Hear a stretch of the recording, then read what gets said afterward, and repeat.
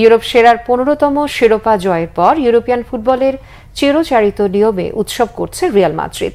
লন্ডনের ওয়েম্বলি থেকে রোববার ট্রফি নিয়ে দেশে ফিরে ট্রফির উৎসবে ভেসে যায় রেকর্ড চ্যাম্পিয়নরা। মাদ্রিদের সিভিল স্কোয়ারে কদিন আগে স্প্যানিশ লা লিগা জয়ের উৎসবে মেতেছিল রিয়াল ও তার সমর্থকেরা।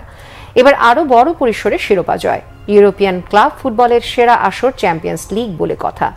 সান্তিয়াগো বার্নাব্যুর ক্লাব টেন্ট থেকে মাদ্রিদের প্রাণকেন্দ্র সিভিল স্কোয়ারে যাওয়ার পথে রাস্তার দুধারে ভিড় করা সমর্থকদের উষ্ণ অভ্যর্থনা, বুক ভরা ভালোবাসায় সিক্ত হন বীর ফুটবলারেরা। চ্যাম্পিয়ন্স লেখা সাদা জার্সি গায়ে হুড খোলা বাস থেকে ট্রফি হারতে সমর্থকদের প্রাণঢালা অভিনন্দনের জবাব দেন তারা।